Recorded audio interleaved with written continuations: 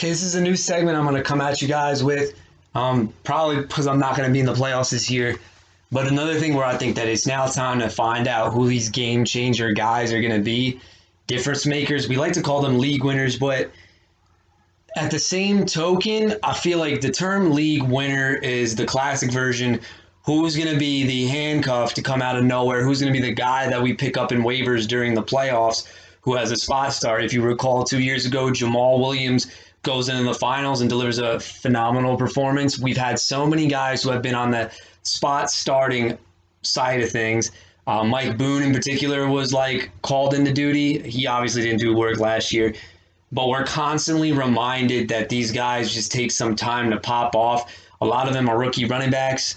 So now the league winner thing is either a handcuffed running back that hasn't played that much, but I'm also going to put in guys that are league winners that were probably on the IR that we haven't seen anymore. My definition of a league winner is somebody that you've added to your roster that has made a difference in a positive way that you haven't had all season long. Maybe you picked them up, but these are guys that are changing the outlooks either because you picked them up or they just came back from the IR. So I am going to start making my list of league winner guys that I think can make a huge difference. They're not just running backs, they're receivers as well. Tight ends, absolutely not.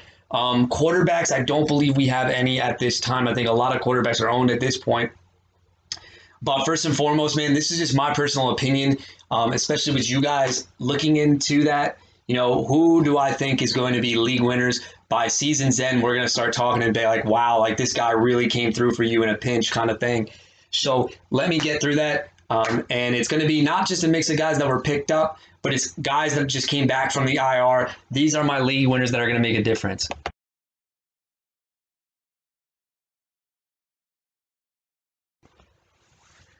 First and foremost, I must say that this guy certainly talent-wise is absolutely in the league winner segment that I'm going to start shooting out some hot fire with. It's a guy that, believe it or not, I did draft. I had to ship him out in order to make a really retarded deal, but hey, and it made this one team get even more and more depth. I'm going to go with Florida State's own Cam Akers. Now, I know a lot of people are sipping the Kool-Aid, right? Now, I am not saying he's right now a league winner. There's going to be a lot of people that are probably going to be rushing to their computers, their phones, and probably put him in their starting lineup. Let's hold off on that because I think there is one thing that needs to happen for Cam Akers. If you look at the way this Rams running back situation has been this year, it has been impossible to figure out. But let's look at the things that we know so far, okay? There is only one guy that's had a guaranteed role in this offense, and it's been Malcolm Brown. Now, I am not saying by any means that Malcolm Brown is going to be a league winner or that he's becoming a thorn in the side because he can't run. Well, let's look at it this way.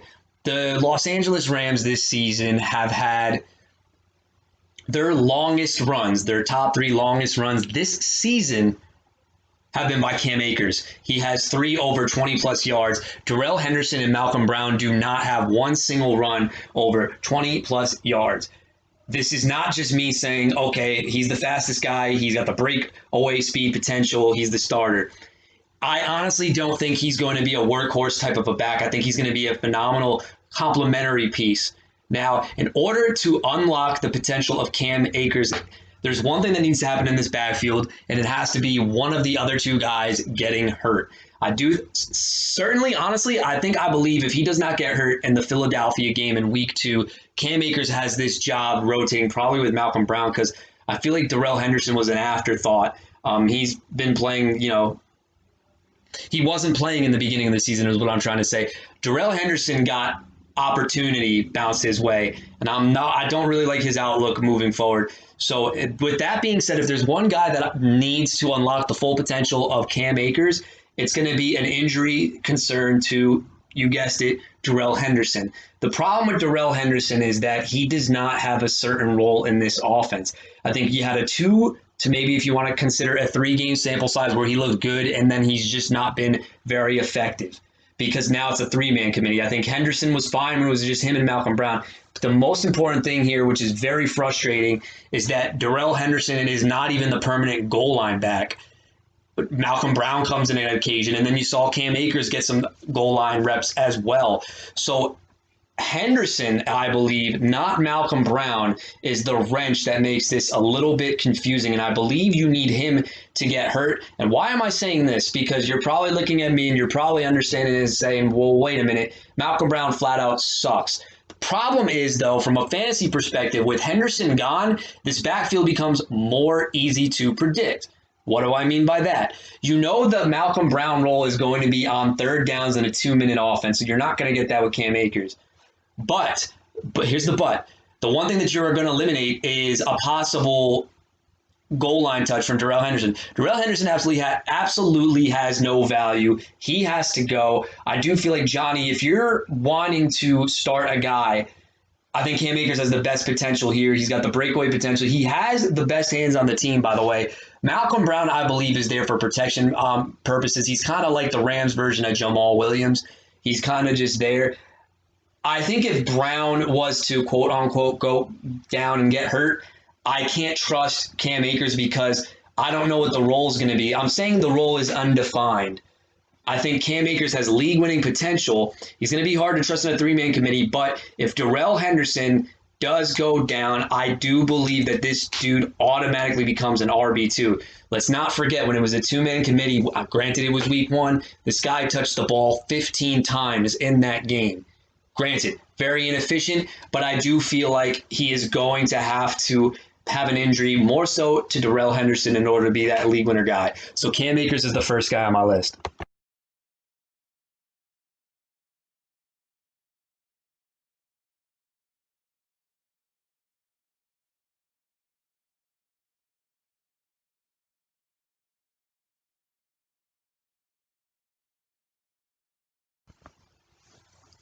Going in at number 3 on my league winners list is a guy that I absolutely, I think a lot of everybody's kind of shocked how decent he's looked in a number 2 role this season. He's been surprisingly efficient. It's Devontae Booker, and I saw a tweet out that somebody said when he was going off for the Raiders, somebody jokingly tweeted out, Devontae Booker is what we wanted Devontae Booker to be. The hype surrounding this guy when he was drafted by the Denver Broncos was just absolutely, you couldn't stop reading about it. It became evident that, people were scared off of CJ Anderson one year because they thought this guy would take over, and he just never seemed to pan out in Denver at all. He kept taking backseat after backseat after backseat, and he was relegated to a third down running back at best. Now, when they bring him in to the Raiders, everybody probably just thought, okay, this is just kind of a depth move. He's looked phenomenal. He has looked very, very good. Josh Jacobs already dealing with some injuries. I think this Raiders organization is probably going to look back next year, and they're going to really have to scale down Josh Jacobs. We've seen time and time again, they put him into this workhorse role, and it just takes a toll on his body. You're even starting to see Jacobs get load management. He takes series off. The Kansas City game, Booker was in the whole series on the second or third drive of the game. So with that being said, I really like Devontae Booker as a league winner type. Obviously, this is only saying if Jacobs' injury persists much longer.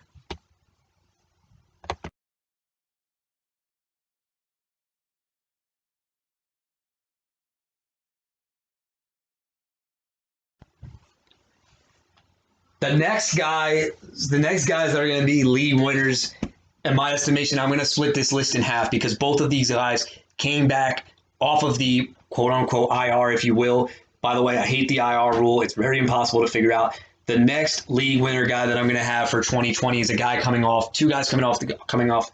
Wow, I'm repeating myself. The IR. Number 1 is Raheem Mostert. Yeah, I get it. Taken in the 5th round, but I think this guy just scores every single touchdown. Like every time he's on the field, he scores a touchdown. He's got explosive breakaway potential. Did not look that great against the Rams, but still, again, finds the end zone. This is a guy with running back being such a wasteland this year. When you insert him, he's a guaranteed RB2. So we know that Raheem Mostert has league-winning potential. He hasn't played since, I think, October, and he finally got some reps last week. Looked decent, not amazing. My only concern with Mostert, obviously, is his health because he's already had an IR stint twice this year, not just once. Which leads me to another bold take that I'm going to say is going to be a league winner. And I got to be honestly honest, I don't know any way possible how this guy somehow got inserted back into the starting rotation. It's going to be Jeff Wilson. Now, Jeff Wilson to me is a league winner guy because number one, he plays in a fantastic offensive system. I get it. I think Coleman, believe it or not, is coming back.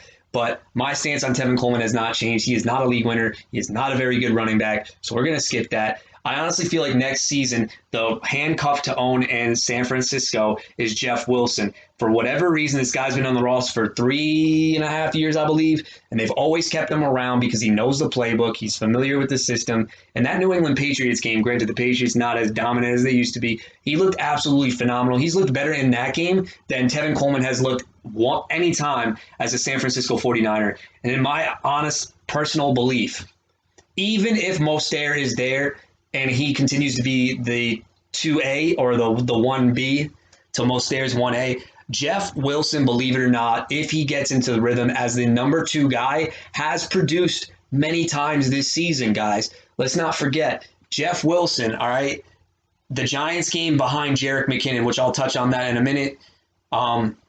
He was good. He was good in his number 2 role.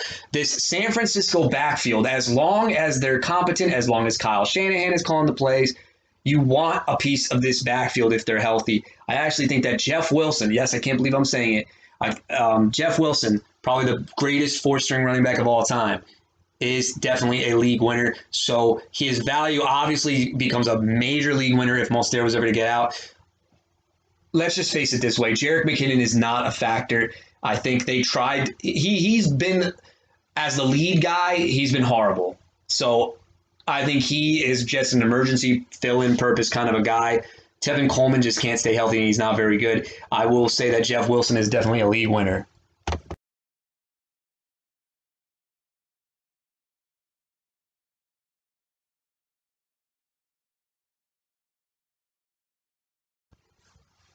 Okay. Again, this is going to get a little touchy-feely here because people are going to say that's not a league winner. You spent high draft capital. But again, this guy has not played. This guy has not played. I'm going to reiterate it. It's Chris Carson. This Seattle offense, they are scaling back the let Russ cook movement. It's great for fantasy, but it's terrible for real life, as we all know. When Russell Wilson has to drop back and just chuck and chuck and chuck and chuck and chuck, they're not winning that many games. They were on like a weird 2 to 3 game losing streak, if you will. I think it was a 2 game streak now that I'm thinking about it. And this offense is more efficient with Chris Carson. They can build off of the play action. He's a really good running back when he's healthy. We've seen this time and time again. And especially for a guy like Paul, whose running backs have really just let him down in the second half of the season, Chris Carson being healthy is going to have to be league winner type upside potential. And I honestly do think he is. He's going to make a difference. So, yes, I know you didn't, stash this guy, but technically he's been on the IR and he's making a difference for somebody's team. Obviously, Paul's in our league. So, Chris Carson would be my other league winner.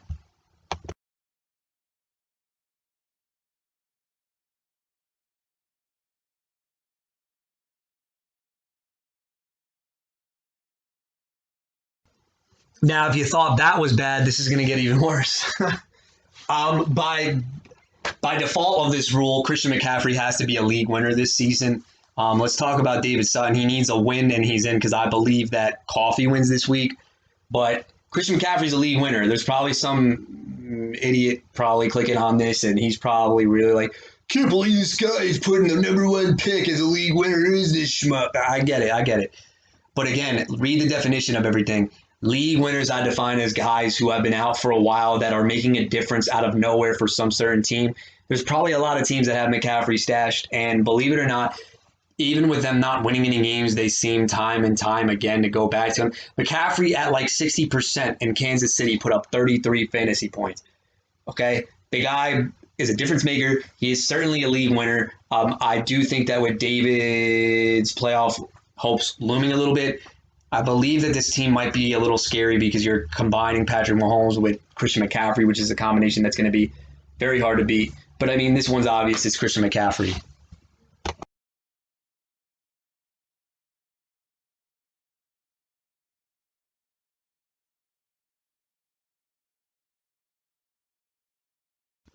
Okay, I'll go. I don't want to say it's a little bit deeper in the realm of possibility, but I'll just say it anyway. I'm willing to gamble on this guy as being a league winner. He keeps getting more and more healthy. Um, I'm going to have to go with Alan Lazard. Marquez Valdez Scantling, had a great 2 game stretch, and then in Indianapolis, fumbles the ball, gets really depressed, and even had death threats. Yeah, people wanted him dead. He's just been abysmal. I get it. I think that he's officially out of the circle of trust with Aaron Rodgers. The thing with Aaron Rodgers is he holds grudges, and it takes like another 5 weeks for you to gain trust back. Lazard is smoothly getting back into form, rolling along nice and easy, right? So I really like the potential of this guy. Now, obviously, Cryer, you're not going to have the benefit of using him, but I do feel like when it comes back season's end, you're going to start to see him put up a decent floor like he did last season. I'm not saying wide receiver 1 numbers, but this is a guy that, given the right matchup, he probably could have a weird game. Let's not forget, he had a fantastic game against the Saints. Obviously got hurt, which kind of ruined his season, but I like him a lot.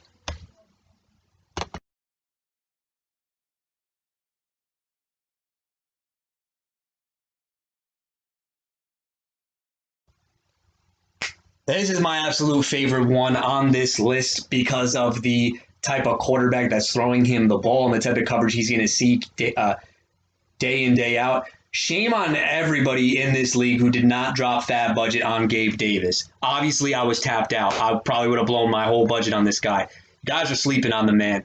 Gabe Davis, Gabriel freaking Davis is really good. I know a lot of people haven't warmed up to him yet. I've been a huge fan of Gabe Davis. The only thing that sucked with Gabe Davis is John Brown pushed him back. He is literally the John Brown or Stephon Diggs handcuff. He can play a perfect Robin role. And if you see the way that Buffalo's been utilizing their wide receivers this season, Stephon Diggs has not been running that many deep routes. He's been running all types of routes, not deep. Gabe Davis is running the deep routes, who's going to see soft coverage, who has Josh Allen, who has a great arm. Sign me up for the Gabe Davis league-winning type of potential. There are a lot of guys that I think that people are hyping up. I love Gabe Davis a lot more than them. I'll tell you how high I am on Gabe Davis if you want to know. I will take Gabe Davis over any of the Denver Broncos receivers. Okay, Nick, that's not saying much. All right, let's go here. I will take Gabe Davis, another Davis that I love so much, and that's Corey Davis. Nothing wrong with Corey Davis. Gabe Davis has league-winning boom bust potential. Love it. I absolutely do. I think you got to start this guy. Who else do I think I like Gabe Davis a little bit more than? I'm not even going to say Christian Kirk. Not because of Kirk's talent. I have no idea what's going on with Kyler Murray's arm. I don't think he's going to take any deep shots. So I'm going down the list here. I'll take Davis over any of the Jaguars wide receivers rest of the season just because I don't know what that carousel is going to look like. Um, Here's the bold one, and you can hold me to it if it doesn't work out. I will take Gabe Davis over any of the Detroit Lions receivers, including Kenny Golladay, if he comes back.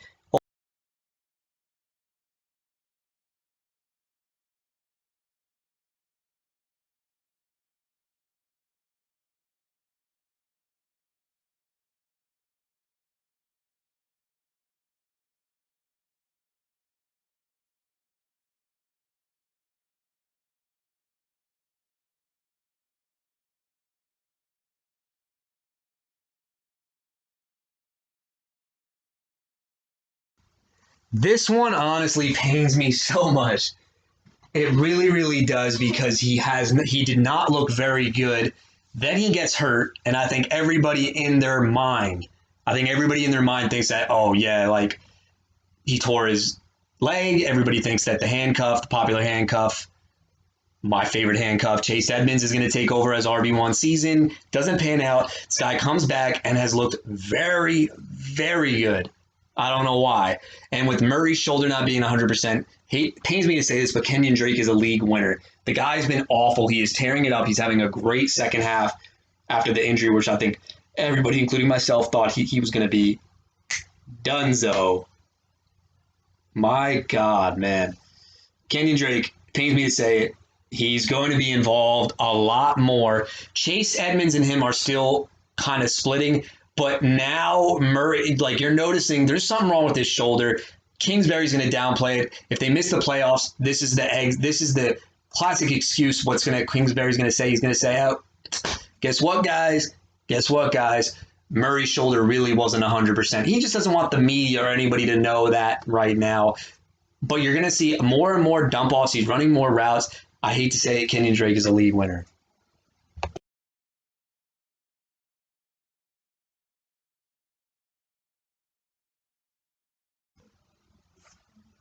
Okay, so this one is pending because we don't know of health and they have a bye week coming up.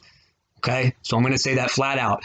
They have a bye week coming up, but considering that DJ Moore's health is in doubt for the future, looked really bad when you watched it on tape, right? I get it. Looked very, very bad. It looked really, really bad on tape. I got no ifs, ands, or buts about it. Curtis Samuel is a league winner. David Cryer, I've probably listed down a whole bunch of your freaking players, which you're going to win the consolation bracket. I'd put money on that. Holy crap. Curtis Samuel has looked very good. He's looked so much better than he did last year. But it's weird because I don't feel like he's fit for a slot receiver role, but he's been doing that. He's getting the targets. To be honest, he's had the best floor between DJ Moore and Robbie Anderson. Robbie Anderson, I don't care what you're saying. He's not doing anything with these 9 to 10 targets. This is not me being a bitter Jets fan. They don't know how to utilize Robbie Anderson properly, or maybe I don't know what's happening. DJ Moore, I think, obviously would have been a league winner on this list because people were down on him, but he had a good second half and then he got hurt. Curtis Samuel, if DJ Moore misses time, I do believe is going to be a difference maker. He's going to have a floor now mixed with a little bit of upside because look at the condensed target share. All that they really have is Christian McCaffrey if he comes back, Anderson, and then it's Samuel. You could even make the argument that Curtis Samuel might get more targets a game than Robbie Anderson because whose defense is going to key on? And Teddy Bridgewater does not like to risk anything in specific coverages. So I really like Curtis Samuel.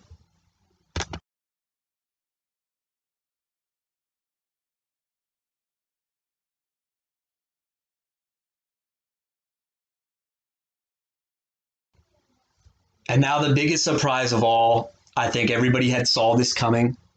I think that it shouldn't surprise anybody that he is on the list, but you are probably going to be witnessing.